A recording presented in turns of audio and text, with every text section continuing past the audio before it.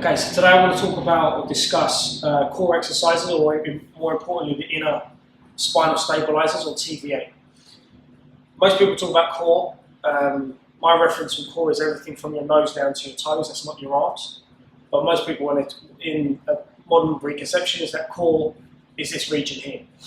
To get this properly stabilized in your spine, you need to identify the right muscles. So the first thing I want you to do is you take two palms with your thumbs tucked in, and use the edge of your thumb, place it just at the base of your sternum, and then find where your belly button is. Between these 2 points, we should create a box. So my hand should be parallel, and the distance between should be roughly, if I rotate this bottom hand, it should touch the hand here. What you may find is if you've got lumbar lordosis, or excessive spinal curve here, the hands will be too far apart, but if you crunch up too much, they become too compressed and too close together. We're trying to maintain those two parallel lines. The next point, again, if we go from your belly button, is to place your hands down so the width of your six-pack muscles is the same as your fingers, and then find the point just by the side. So now when you contract your abdominals, you want this area to be contracting, not the one on the top. If this isn't contracting here, you're not fully engaging your core, or the musculature that actually sits around your spine. Your transverse abdominis is like a corset, and it encapsulates around your spine like so.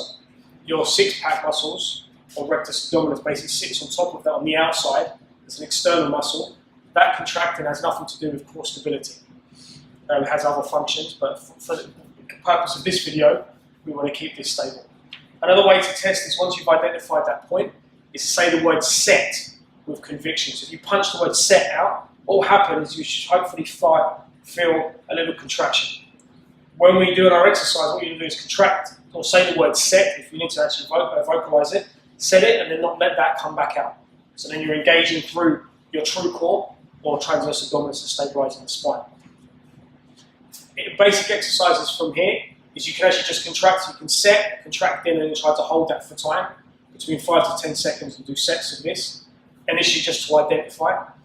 Second of all, then you can start to add various different components to that, which start to challenge this. Your abdominal muscles really are actually anti-rotation.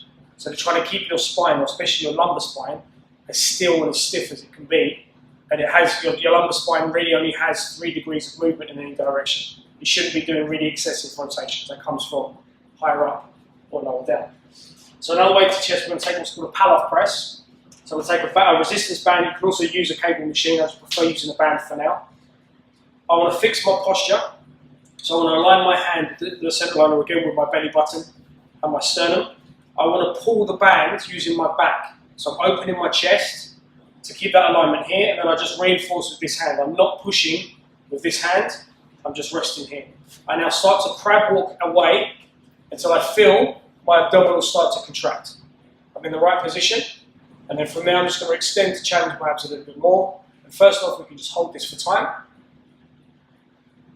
Or you can also then do reps, pressing out, trying to avoid stirring the pot. So you want to hold the position, extend out and hold.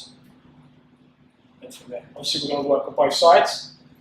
Another progression for that, once you've actually got that in contraction. So when you have control over this and you can do 10 seconds, you can start to add rotations, rotate away and come back.